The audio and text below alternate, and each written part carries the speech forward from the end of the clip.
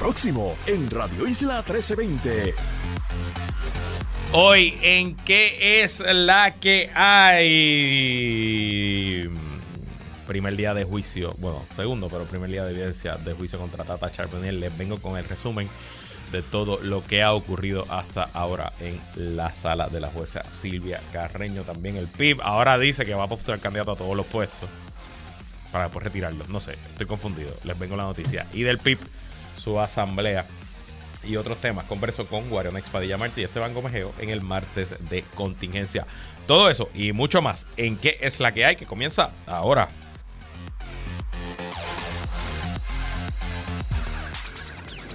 El análisis más potente y completo comienza ahora. Luis Herrero llega prendiendo fuego a los políticos y figuras que se atreven a dañar el país. Radio Isla 1320 presenta ¿Qué es la que hay? Con Luis Herrero.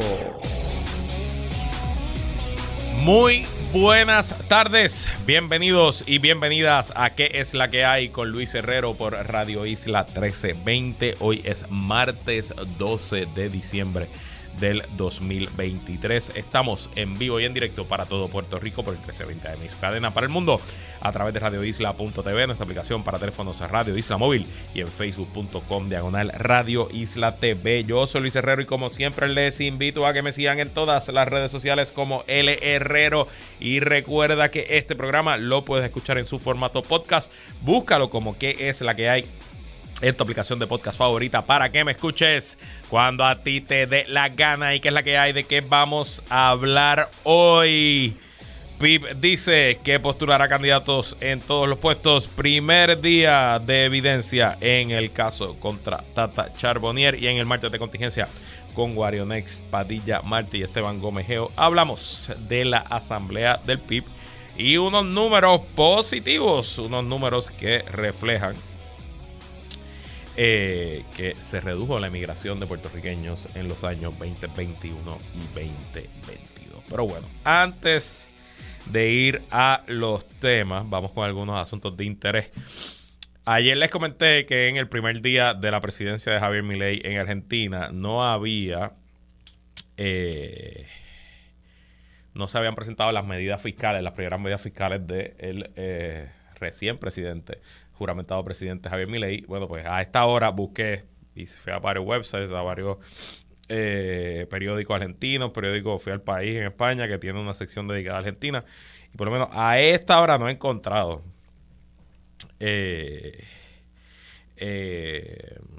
los anuncios, así que por lo menos no tengo nada que informar. Lo que sí es que me llama la atención que el portal Infobay reporta que hoy el presidente argentino, tras una reunión con el canciller chino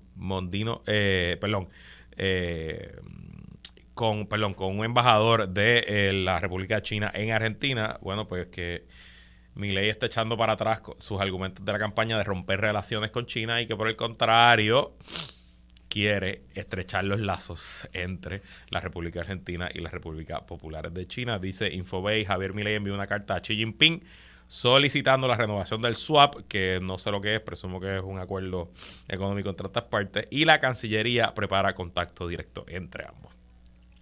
Una vez más demostrándonos que los políticos, sean de derecha, izquierda, centro, dicen muchas cosas en la campaña, pero cuando llega el momento de gobernar, pues no es lo mismo con guitarra que con violín. Muy interesante, y como les dije, a esta hora no he visto las medidas económicas, así que estaré pendiente, y si las publican de aquí a mañana, pues le traigo la información mañana.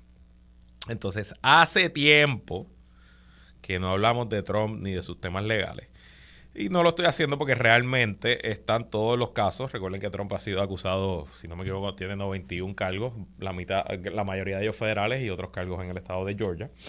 Pero la inmensa mayoría de los procesos están en pleno descubrimiento de pruebas, en mucho mocioneo. Equipo de Trump esencialmente en todos los casos está buscando dilatar, atrasar los procesos para que ninguno se lleve a cabo antes de las elecciones. Así que no ha habido nada realmente noticioso que yo les pueda compartir aquí todos los días, y por eso hace tiempo que no traigo el tema. Pero En el caso de Washington, D.C., ese caso es el más adelantado. Ese es el caso que tiene que ver específicamente con los actos de la insurrección del 6 de enero y cómo Trump conspiró junto a otras personas para evitar la transferencia pacífica de poder en los Estados Unidos. Ese es el caso más serio por la naturaleza de los delitos y también es el más sencillo porque el fiscal especial Jack Smith decidió que solamente iba a acusar a Trump, solamente lo iba a acusar de 6 delitos y le tocó una jueza en el tribunal de Washington D.C. que es muy proactiva manejando sus casos y que ha impuesto un calendario duro que hasta ahora se ha cumplido para que el juicio comience en marzo. Si el calendario establecido por la jueza Chotka, que es la jueza que lleva el caso de D.C., se cumple, pues Donald Trump va a ir a juicio y tendremos un veredicto antes de que culminen las primarias republicanas, con el efecto de un veredicto de culpabilidad o de no culpabilidad, porque un veredicto de no culpabilidad también tendría un efecto político gigante, pudiera tener, y probablemente de ser hallado culpable por un jurado de sus pares, Trump sería sentenciado a cárcel antes de las elecciones de noviembre. O sea que tendrían que los republicanos escoger primero decidir si van a confirmar a Trump como candidato en su convención, a pesar de haber sido convicto en un juicio en marzo, y tendrían los electores de los Estados Unidos decidir si votarían por un presidente que ya hubiera sido convicto, ya hubiera sido sentenciado, discúlpenme, antes de las elecciones de noviembre. Así que para el equipo legal de Trump y para el equipo político, su principal prioridad es ver cómo atrasan ese caso de la Florida, de Washington D.C. El caso de la Florida está bastante atrasado, ese probablemente no se va a ver hasta antes de las elecciones. Y aunque no lo he traído aquí, yo sigo el tema con bastante regularidad. De hecho, escucho un podcast que sale todos los domingos, se lo recomiendo, se llama Jack. Jack es el nombre del fiscal. Es muy bueno, todos los domingos se publica y básicamente discuten día a día de todo lo que está ocurriendo. Pues hace varias semanas, en el caso de Washington D.C., Donald Trump y sus abogados radicaron una moción para que se desestimen todos los cargos bajo una teoría absolutista del poder ejecutivo. Esencialmente, lo que está diciendo Donald Trump y sus abogados es que el presidente de los Estados Unidos tiene un poder completo y absoluto que le otorga inmunidad a ser acusado por cualquier delito, siempre y cuando dicha acción, que puede ser catalogada como un delito, se haya tomado en el ejercicio pleno de sus facultades como presidente. Pero la defensa de Donald Trump va más allá y esencialmente argumenta que ese privilegio, esa inmunidad que tiene el presidente de los Estados Unidos se extiende incluso cuando él deja de ser presidente.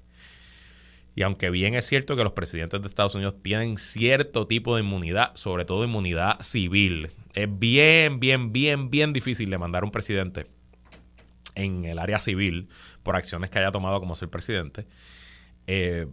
Pues en el área criminal obviamente nunca se ha aprobado porque nunca había habido un presidente o un expresidente acusado. Y Trump pues ha creado esta teoría expansiva. En el podcast que le digo, Jack, le dicen la moción de la monarquía, porque esencialmente está evocando que Donald Trump es un rey o que los presidentes de Estados Unidos son reyes y que están por encima de la justicia y de los tribunales. Esa moción fue contestada por el fiscal especial y ya la jueza de instancia que está viendo el caso, la jueza Chotka, la desestimó, le dio un no al lugar a Donald Trump. Ese tipo de mociones en el litigio federal se pueden apelar al instante. La inmensa mayoría de las decisiones en un caso criminal federal no se pueden llevar a apelación. En Washington se llevarían al circuito de Washington hasta que culmine el juicio, hasta que haya un veredicto del jurado. Pero algunas excepciones como esta, que es una defensa de jurisdicción, esencialmente lo que está diciendo los abogados de Trump es que el tribunal no tiene jurisdicción para ver el caso porque él es un rey, un monarca y está inmune de cualquier tipo de litigio y de cualquier acusación.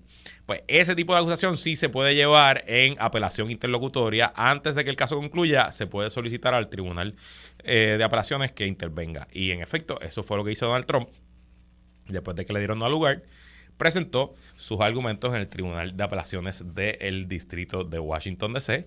y el distrito ya había acogido el caso y ya había establecido un calendario bastante agresivo para que el gobierno contestara, para ver una vista oral y decidir en su fondo.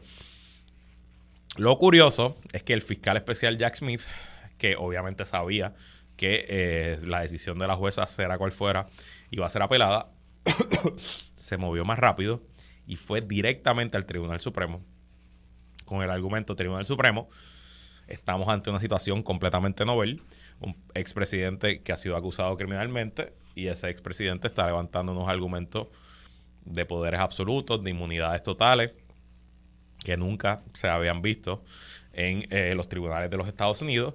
Y este caso, esta controversia no es un tema de evidencia, aquí no hay que aquilatar pruebas, esto es un tema de puros argumentos legales y constitucionales. Así que olvídese del circuito y atiende el caso usted directamente. El Tribunal Supremo de Estados Unidos, al igual que el Tribunal Supremo de Puerto Rico, tiene, en teoría, el poder de ver los casos rápidos sin necesidad de que vayan por los tribunales inferiores. Pero ese poder no se utiliza casi nunca. De hecho, el Tribunal Supremo de Puerto Rico lo utiliza mucho más que el Tribunal Supremo de Estados Unidos. Estados Unidos es rarísimo. Quizá una o dos veces al año el Tribunal Supremo hace eso mismo, que se lleva los casos y no permite que haya un récord en el Tribunal de Apelaciones. Y para sorpresa mía, anoche el Tribunal Supremo acogió la petición del fiscal especial Jack Smith y ordenó a las partes a que contesten las alegaciones de parte y parte. No ha citado, que yo sepa a esta hora, no ha citado a una vista para apelar, una vista argumentativa, pero no me extrañaría que veamos una vista una vista argumentativa sobre el asunto.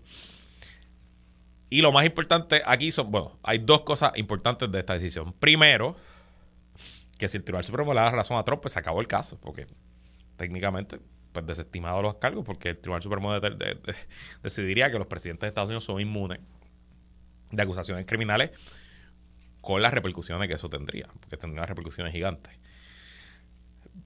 Honestamente, aunque ese sea un tribunal 6-3 republicano y que 3 de esos 6 han sido nombrados por Donald Trump, a mí se me hace bien difícil imaginar un escenario donde incluso los más republicanos y los más recalcitrantes se atrevan a decidir que de ahora en adelante los presidentes norteamericanos son inmunes a acusaciones criminales.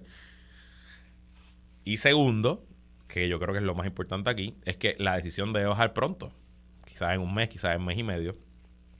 Y si esa decisión es a favor del gobierno, pues uno pensaría que es muy poco probable que el juicio en su fondo se atrase y que entonces sí, en marzo del próximo año veremos, al igual que estamos viendo contra Tacha Charbonnier ahora, un juicio donde se escoja un jurado y se vea la prueba criminal contra el expresidente Donald Trump. Así que estaremos pendientes de estos asuntos.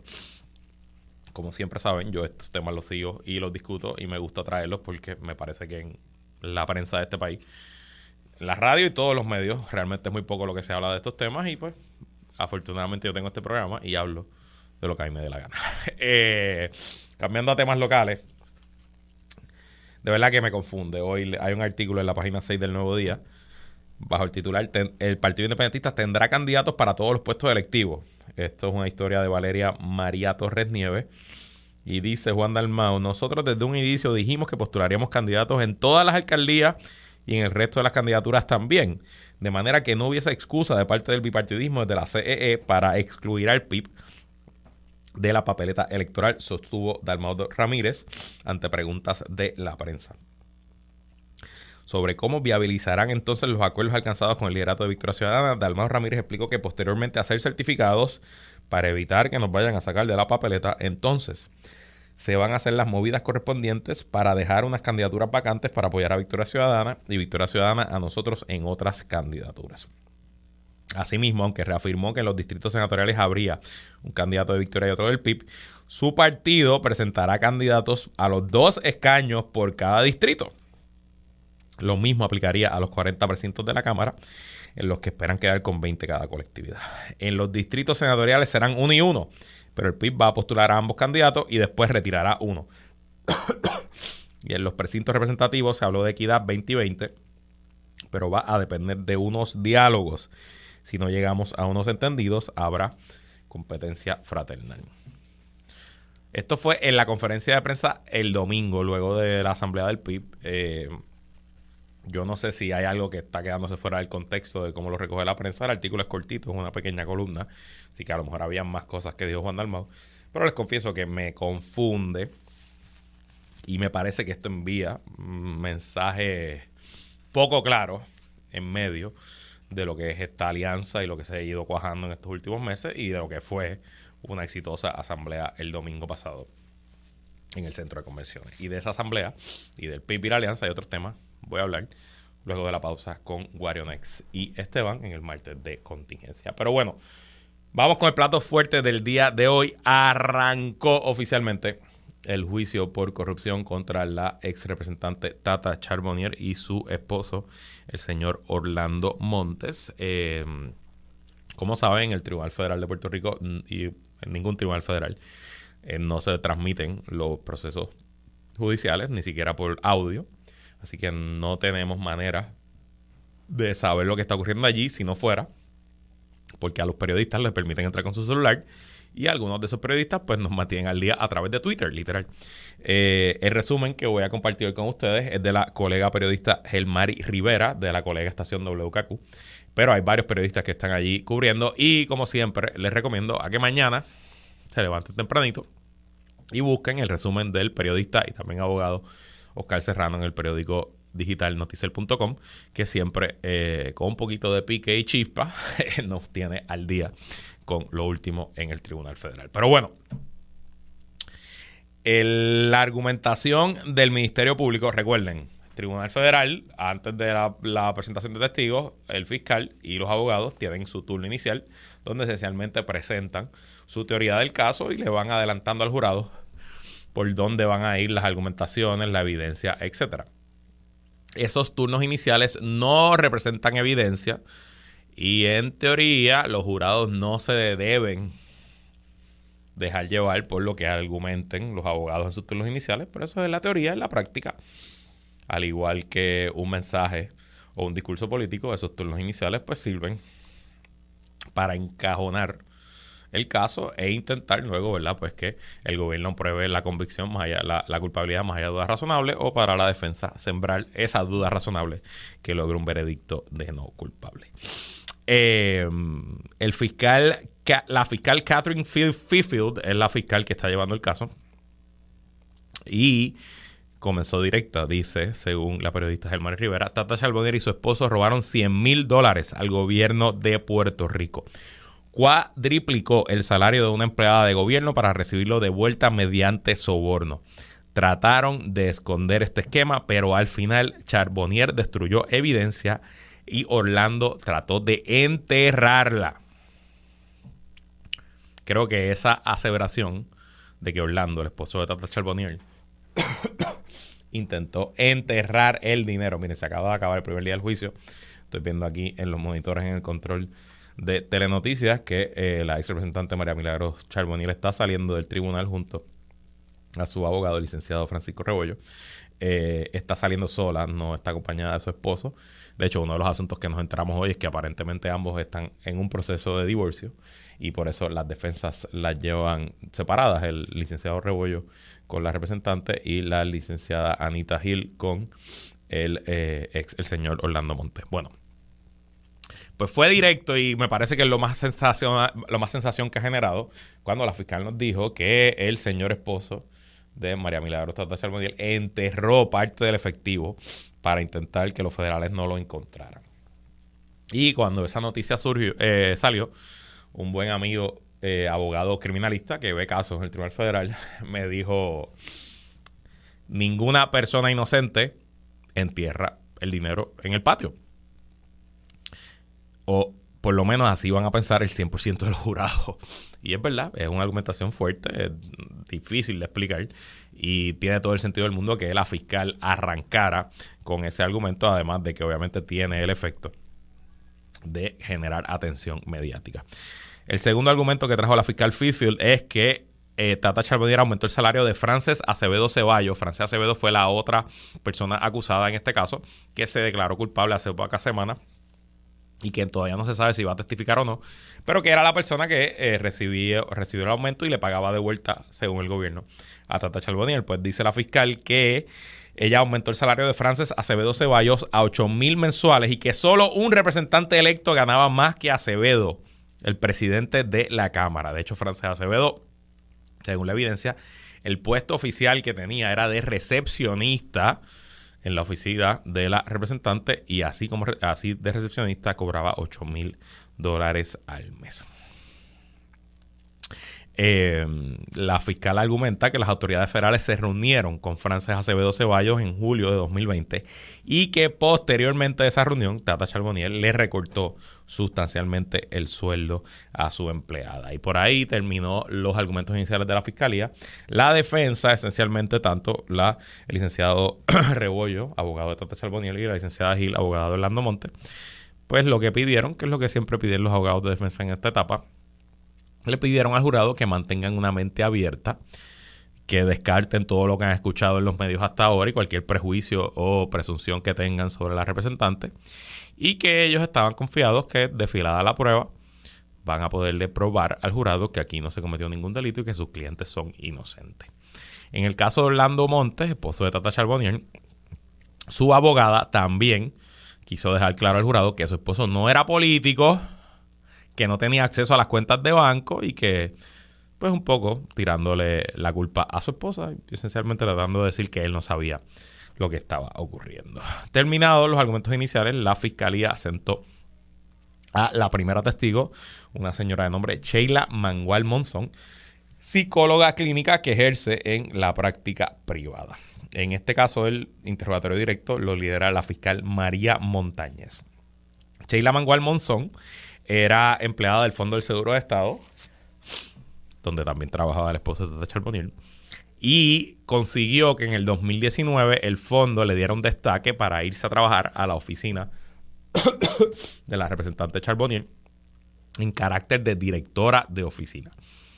Dice a preguntas de la fiscal que entre julio de 2019 y julio de 2020 se convirtió en la directora de la oficina legislativa de Tata Charbonnier, que a su vez presidía la Comisión de lo Jurídico en la Cámara. Dice, a preguntas de la fiscal, que por qué se fue de la oficina, a lo que Sheila contestó: me fui justo cuando había recibido la visita de los federales. O sea, cuando Frances, la empleada, y Tata Charbonnier recibieron la visita de los federales, decidí irme de la oficina porque habían dicho que me dieron dinero a mí, cuando eso no era cierto. También dice que en julio de 2020 se reunió con los federales y firmó un acuerdo con el FBI, que no ha sido acusada en casos federales ni estatales, que firmó la carta con el FBI, que en la cual no se les requería nada, sino solo decir la verdad. O sea que esencialmente desde julio del 2020, la directora de la oficina de Tata Charbonnier está en colaboración cercana con el gobierno federal para montar este caso. Luego de esa parte del interrogatorio, los fiscales enfocaron en preguntarle a Sheila, en preguntarle a la testigo cómo funcionaban los procesos administrativos en la Cámara, cómo funcionaba el tema del presupuesto, quién decidía los salarios de los empleados. Y yo presumo, de la lectura que hago de los tweets de la periodista Gelmari Rivera, que un poco lo que el gobierno está buscando es que el jurado entienda que en el Capitolio a cada legislador se le asigna un presupuesto mensual a su oficina, pero el legislador es quien decide cómo gasta ese presupuesto. Y que usted puede ir a oficinas legislativas donde hay 5 empleados, porque esos 5 empleados ganan mejor, y hay otras oficinas que hay 15 empleados porque cada uno de esos empleados gana poquito. Y un poco para dejar claro que era Tata Charbonnier la que decidió darle $8,000 a Frances Acevedo, su coacusada hoy convicta. Sheila testifica que Tata Charbonnier le indicó que el sueldo de Frances Acevedo era de $8,000 por una deuda que la empleada tenía con el IRS. Sheila testifica. Entonces, de hecho, aquí empieza la fiscalía a poner audio. Tenían el teléfono o de Tata Charbonnier o de los empleados, lo tenían interceptado. Así que tenían pues datos, detalles en su propia voz de distintas cosas. Me imagino que estaremos escuchando esos audios durante todo el juicio. Y dice que en una de las llamadas, Tata Charbonnier le pregunta: ¿cogiste los chavos, verdad? Sheila le contesta: te los guardé. Sheila testifica que esa llamada era porque Tata le preguntó si Frances Acevedo le entregó un sobre que era de ella. Sheila testifica que Frances Acevedo le pagó con su sueldo de $8,000 mensuales a Tata Charbonnier. Ese era el salario más alto de la oficina, que Tata le dijo que no podían bajar el sueldo de Frances, aunque era un problema de presupuesto, porque en algún momento Johnny Méndez cortó los presupuestos legislativos y descuadraron el presupuesto de Tata Charbonnier y lo obvio hubiera sido reducir el salario de la persona que más gana, sobre todo cuando esa persona que más ganaba era una recepcionista. Pero Tata Charbonnier le dijo, no puedo bajar el sueldo de Sheila. Luego de toda esa parte, de la parte administrativa, la testigo, a preguntas de la fiscal, comienza a hablar un poco de cómo fue el día que los federales visitaron a Frances. A quien primero van a ver es a la empleada Frances. Y ella dice que Sheila testifica que Tata Charbonnier le informó que los federales visitaron la casa de Frances, que Frances se movió del lugar y con el teléfono de un familiar llamó a Orlando Montes, el esposo de Tata Charbonnier, pidiendo hablar con Tata para indicarle que los federales fueron a su casa. Sheila testifica que luego de esa conversación la ex representante se fue de su oficina y que ella recibió una llamada de su compañero sentimental Jair Bolini porque el ex alcalde de Cataño, Cano Delgado, estaba preocupado porque algo había pasado. Ese mismo día, cuando los federales van a Frances, ella, Sheila, va a Cataño y se reúne con Cano, con el licenciado Luis Jair Bolini, y también llega la representante Tata Charbonnier. De un negocio en Cataño se movilizan a una casa a la cual llega Tata Charbonnier, Frances, con un familiar y con la esposa del Cano. Allí Frances llegó a reunirse con todos ellos y allí Frances contó cómo fue la visita de los federales a su casa e indica que le dio el dinero a los directores de la oficina. Y ahí es que Sheila se asusta y dice, pero es que yo no he recibido ningún dinero. El dinero no era para mí. Entonces me imagino que de ahí es que ella va motivada a los federales a hablar. Y aquí es que entiende específicamente, aparece lo de enterrar el dinero. Dice Sheila, en 2 ocasiones distintas, ella le guardó dinero a Tata Charbonnier que le daba a la empleada. Ella se la guardó en casa de mi mamá, que tenía una caja fuerte. Después de guardar el dinero, recibió una llamada de Charbonnier porque Orlando iba a buscar unos medicamentos y para que le entregara el dinero. Sheila testifica que recibió la llamada de Tata Charbonnier y Orlando llegó a su casa con un vaso a buscar el dinero. Qué bueno, porque yo quería entregarle este dinero a ustedes, dijo Sheila, según su propio testimonio. Y Sheila testifica que Orlando Montes puso el dinero en un vaso y me dijo, yo vivo en el campo, voy a poner el dinero por ahí, no sé si me están siguiendo los federales. Y luego Sheila testifica que vio a Orlando Montes enterrar el dinero en el pastizal de su casa y que llamó a Tata Charbonnier para decirle que sacara ese dinero de su casa. Y que en efecto, Sheila testifica que luego le informaron que habían sacado el dinero del pastizal. Ella verificó y en efecto el dinero no estaba. Así que no fue que los federales encontraron el dinero, es que hay una testigo que dice que el dinero fue enterrado. Ya comenzó el contrainterrogatorio de los abogados de Tata Charbonnier a Sheila.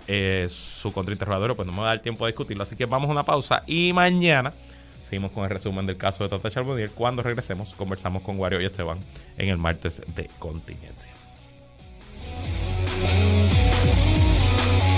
Sigue conectado con Radio Isla 1320. Estás escuchando ¿Qué es la que hay? Con Luis Herrero. Somos el sentir de Puerto Rico. Entramos en aguas profundas con Guarionex Padilla Martí y Esteban Gómez Geo. Esto es Martes de Contingencia. Como todos los martes, conversamos con los integrantes del podcast Plan de Contingencia. Con nosotros Esteban Gómez Geo, que es la que hay, Esteban. Saludos Luis, saludos a Warionex y a todos y todas los que nos están escuchando, especialmente a toda aquella gente que está en el mismo tapón en el que yo estoy. ¡Wow! ¡Qué bonito es Puerto Rico! Con nosotros Warionex Padilla Martí, espero que no esté en ningún tapón. ¿Qué es la que hay, Wario? ¿Qué es la calle? Saludos Esteban y saludos a todas las personas que nos están sintonizando por Radio Isla. Afortunadamente no estoy en el tapón, pero sí estoy saliendo de mi trabajo. Bueno, pues hay que trabajar porque hay que trabajar. No sé si Wario estuvo porque no vi fotos, pero Esteban, estuviste allí el domingo en el centro de convenciones. Vi que eras toda una celebridad, la gente te estaba buscando, persiguiéndote para tomarse un selfie contigo. Así que cuéntanos de primera mano, creo que es tu primera asamblea del PIB, así que cuéntanos qué te pareció, cómo lo viste, cómo estuvo eso. Mira, te voy a decir una cosa, la última vez que yo fui al centro de convenciones fue a una convención de mi iglesia, exactamente en el mismo salón donde ocurrió la asamblea del PIB. ¿Okay? Exacto, así que es mi primera asamblea política ever, además de ir a cantar el himno y a añorar pasados que nunca ocurrieron el 23 de septiembre en Lares, pero mira, estuvo bien concurrido, y obviamente, como bien dijiste, fui para allá para ver de primera mano y que no me contaran, y evidentemente no, ni siquiera tuvo que acabarse la actividad para saber que era necesario yo ir y ver de primera mano, porque ya los medios estaban metiendo embuste, incluso gente, claro, en una asamblea abierta la gente se metió allí, ya había gente tirando videos desde ángulos que se veían como si hubieran 6 gatos, cuando en realidad estuvo bien llena. Claro, obviamente no vamos a decir que esta es la asamblea política de mayor asistencia que ha tenido el independentismo, porque se me ocurren un par de episodios, por ejemplo, en el Madison Square Garden o incluso asambleas de partido como tal del PIB. Sí, yo creo que el PIB hacía asambleas en el Irán Bison y todo, yo me acuerdo en los 70, exacto. Creo que he leído de eso. Sí. Yo no me acuerdo, yo no había nacido, yo soy de este lado de la Guerra Fría. Yo tampoco me acuerdo. Recuerdo haber leído sobre eso. Ajá. Sí. Nada, mira, la realidad es que sí, también hubo figuras políticas de otros partidos políticos que no era del Partido Independentista puertorriqueño. Estuvo súper lleno. Y vamos a hablar claro. Estas asambleas son rituales. Básicamente hay un elemento de performance, ¿no? Y eso lo sabe todo el mundo. Esto no es decir que el PIB es más malo que nadie o es mejor que nadie. Seguro. Todo el que pertenece a colectivos políticos sabe que hay una cuestión performativa de estos eventos, ¿verdad? Que hay una cuestión de teatro. Incluso hay un escenario, ¿verdad? Y se dio el teatro que se tenía que dar, y se dijeron, ¿verdad?, los discursos, etcétera, se presentaron los candidatos, se hicieron unos votos simbólicos, gente. Mi gente, no hagamos la cuestión de, ¿verdad?, son unos votos simbólicos, ¿verdad?, unas aprobaciones simbólicas por los candidatos que se presentaron allí. Y nada, todo muy bien, todo muy chévere. Esa es mi apreciación. Más allá de ahí, ¿verdad?, uno no va a estas asambleas políticas buscando un fuerte contenido político en cuanto a, ¿verdad?, salir de allí sabiendo cuál es la plataforma del Partido Independentista puertorriqueño en el contexto de una alianza con Victoria Ciudadana, etcétera, etcétera. No se sale de ahí con eso. Pero como se está optando por jugar el juego de pelota político partidista del país, y parte de ello incluye un show of force, cuestionar mollero, etcétera, etcétera, analizándolo dentro de ese contexto, yo le doy un 10 de 10, excelente servicio. Ese fue esencialmente mi análisis ayer, que fue una asamblea exitosa y que decirlo de otra forma sería mezquino, que Correcto. Lograron comunicar lo que están buscando, lograron proyectar fuerza, momentum, estuvo todo bastante bien producido. Mi única queja es que yo creo que hacer un evento de 4 horas en el 2023 y en un domingo de Navidad es un error, pero bueno, más allá de eso, yo creo que estuvo súper bien. Y si hay alguien diciendo que fue performance, pues sí, es lo que tú dices, Esteban, o sea, pues hay que comunicar entusiasmo, alegría, y eso se hace con video, con música, con impacto, con bandera. Me llamó la atención. Sí. Y yo no sé, porque confieso que no he visto muchas asambleas del PIB en mi vida, que había un hype man, como se usa en la política aquí, y ahora que ustedes, el próximo gobernador de Puerto Rico, Correcto, y alza la bandera, correcto. eso. Y te pregunto, Wario, ¿eso es nuevo? ¿Eso también el PIB lo hace en sus eventos antes? Pues mira, yo lo había visto anteriormente, por lo menos en la asamblea del 2019 que fue en Ponce, y en el 2016 que también fue en el Centro de Bellas Artes en Cagua, donde también estuvo muy concurrida, yo creo que con números bastante similares. Lo que pasa es que no había el momentum, ¿verdad? Y un poco, yo creo que eso es lo importante del análisis de esta asamblea. Fue una actividad concurrida y una demostración de fuerza importante para el PIB, porque evidencia que el desempeño electoral del PIB en el 2020 no fue en vano y que logró movilizar una cantidad de personas para la presentación de sus candidaturas nacionales y el respaldo de ese proyecto político que es Patria Nueva, que comenzó en el 2020 y que ahora, de camino a las próximas elecciones en el 2024, pues cuenta con un apoyo sustancial. Y yo creo que posiblemente esa situación es lo que tiene a ciertos sectores políticos un poco alarmados por esa movilización que si bien no es histórica en el sentido de que, como muy bien señalaba al principio, ha habido otras demostraciones del independentismo mucho más concurridas.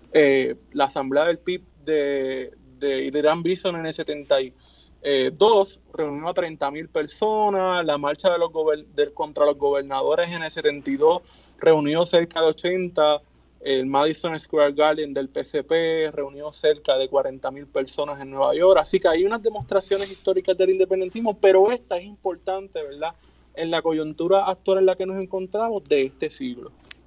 No, y es importante el contexto también, que todos los eventos políticos multitudinarios de todos los partidos y en casi todos los países va mucha menos gente hoy que antes. O sea, no se compara con lo que era la participación política. Y en el caso puntual de Puerto Rico, las demostraciones de fuerza que ha hecho el PNP han sido un fracaso. Sin duda. Y el PPD lo último que tuvo fue su evento en Trujillo Alto, que no es una cancha que no cabe más gente que lo que cabe en el salón del centro de convenciones. Así que, obviamente, eso hay que darlo por sentado. ¿Y qué se comenta en los círculos que ustedes se mueven, en sus chats de WhatsApp, en sus grupos? ¿Qué te dicen los pipiolos en Cabo Rojo? ¿Cómo ven el entusiasmo o el efecto de la asamblea 48 horas después? Empiezo contigo, Wario. Pues mira, creo que hay opiniones mixtas sobre la asamblea, al menos con las personas que he hablado. Hay muchas con ímpetu y esperanza, sobre todo en un contexto histórico como el nuestro, donde casi se ha perdido la esperanza, ¿verdad? Y hay mucha desesperanza. Así que lo que ha estado pasando estos últimos días, pues llena y nutre a muchas personas con un deseo de que por fin logre también un cambio.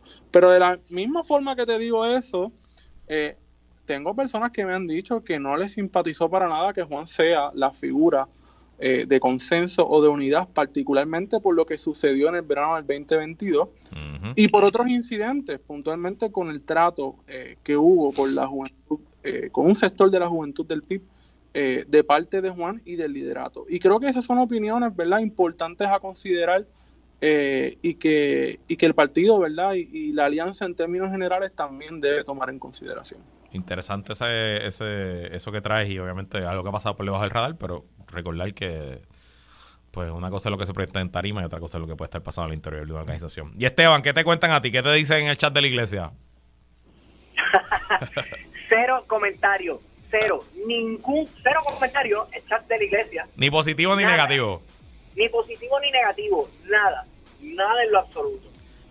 Claro, yo estoy en unos chats de la iglesia en donde no se habla mucho de política, en la iglesia donde históricamente yo he asistido. Nunca se ha hablado tan abiertamente de política partidista. De unos añitos para acá, ¿verdad? Hubo unos cambios en liderato y eso se comenzó a ver un poco más, se comenzó a coquetear con eso. Pero siempre se ha tenido mucho cuidado, por lo menos hablo de mi iglesia. En otros chats, digamos que hay una mezcla de esperanza, de estar a la expectativa de caramba, tal vez esta cuestión es invento, me parece que es posible, mezclado con un poquito de cinismo, ¿verdad? Pero el consenso es que queremos ver, ¿verdad?, el contenido político de plataforma. ¿Qué se va a hacer?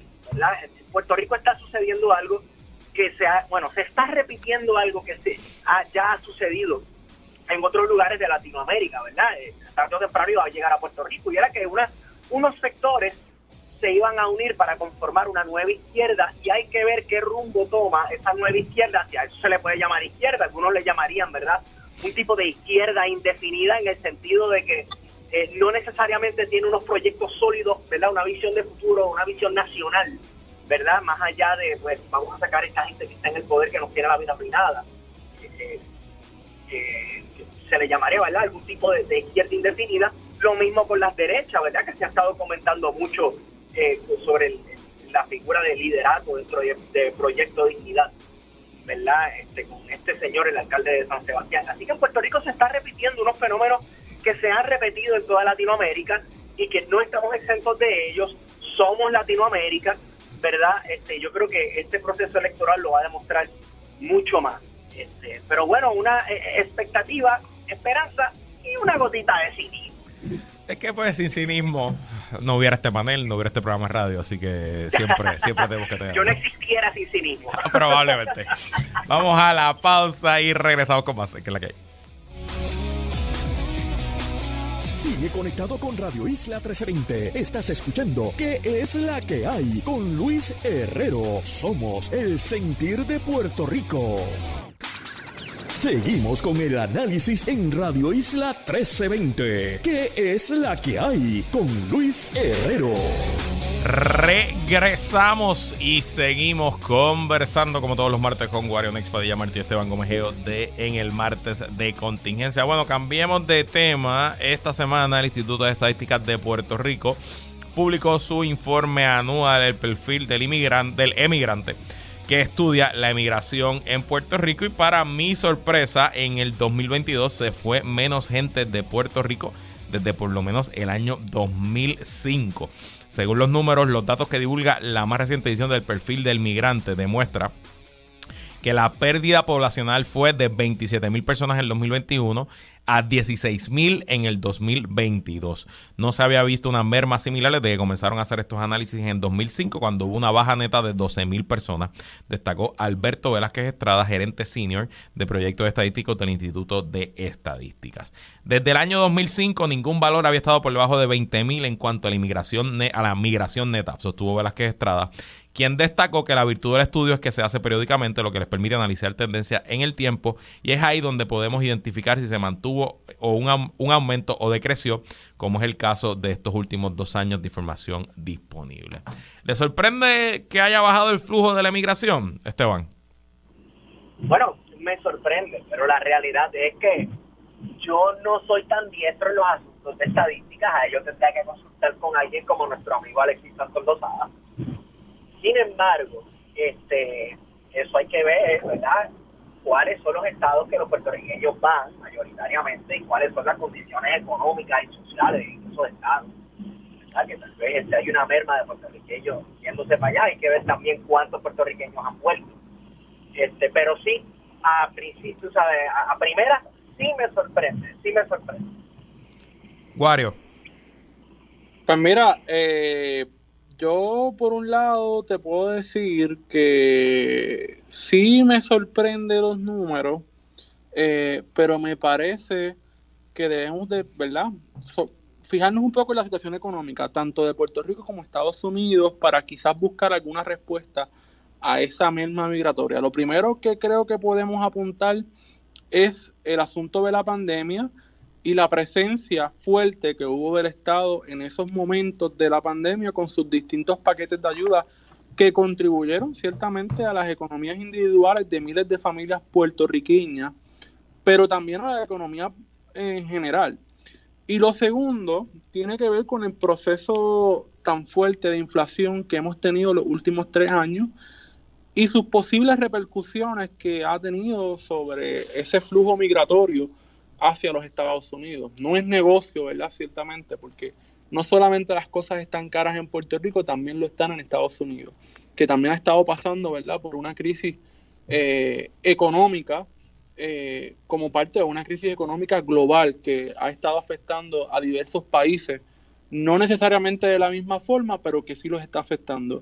Y lo tercero que creo que podríamos apuntar en términos de estos números, creo que tiene que ver con el asunto de ver si estos números están proporcionales a la población de Puerto Rico y sus niveles de natalidad, para ver, ¿verdad?, cuán significativo o no es este flujo migratorio, sobre todo conociendo los datos, ¿verdad?, actuales de natalidad en Puerto Rico y cómo ha ido descendiendo su población.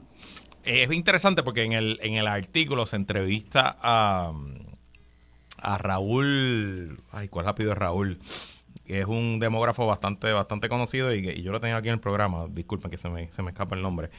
Y él habla un poco que obviamente son buenas noticias y es bueno que se vaya menos gente y sí, nadie puede estar en contra de eso, pero que quizás no todo responde a situaciones económicas y que simplemente es una realidad numérica, y es que pues los que emigran tienden a ser jóvenes porque pues uno emigra buscando mejor vida, mejor condiciones de salario, mejores lugares para hacer familia, y pues hay mucho menos jóvenes. Entonces, pues la ley de rendimiento marginal decreciente te va a decir que pues mientras menos haya de un grupo, pues menos personas van a hacer cosas dentro de ese grupo.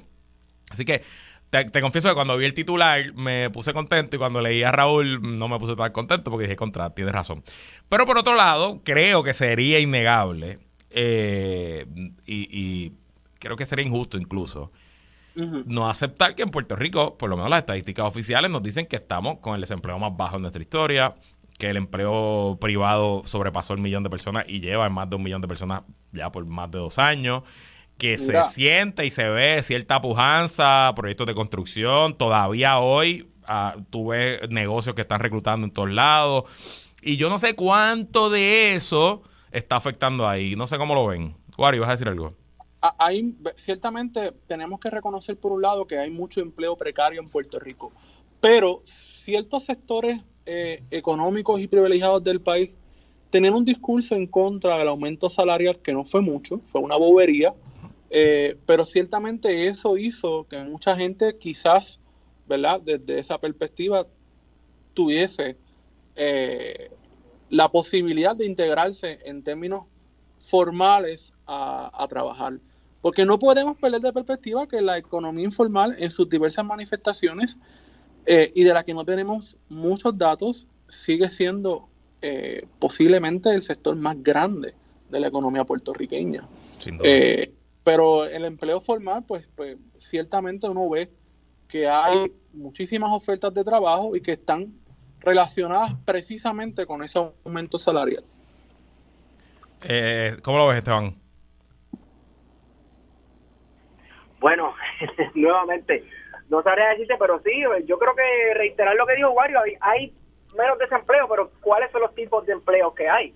¿No? Entonces, tenemos un montón de gente viviendo en situaciones precarias, tenemos un montón de gente, por ejemplo, una generación de jóvenes que no han logrado formar completamente una vida independiente porque los costos de vivienda están por las nubes, ¿verdad? Entonces, pues hay que tomar todo eso en consideración. Sí, hay más construcción de edificios, hay que ver cuáles son las empresas que están haciendo esos edificios, hay mucha inversión de afuera, claro, tiene mucho que ver con la cuestión de los Axixi también, pero la vida para el puertorriqueño, por hablar entre comillas, en arroz y habichuelas, la vida del puertorriqueño da pie, las condiciones han mejorado de verdad, o sea, las condiciones, principalmente las condiciones laborales, son mejores. Yo no sé. Si tú le preguntas al puertorriqueño promedio, el puertorriqueño promedio te va a decir que no. Y de hecho, la encuesta del Nuevo Día, la encuesta de Noticel, las dos te dicen, si no me equivoco, que entre el 65 al 70% del país te dicen que las cosas andan mal o muy mal. Esos números se parecen también en Estados Unidos, se parecen a los mismos números. Pero al igual que en Puerto Rico, en Estados Unidos, el desempleo está en su nivel más bajo, el empleo privado en su nivel más alto, el ingreso personal está subiendo. Así que hay un desfase, ¿no? Entre lo que son las cifras económicas pura y dura y lo que es la percepción de la gente.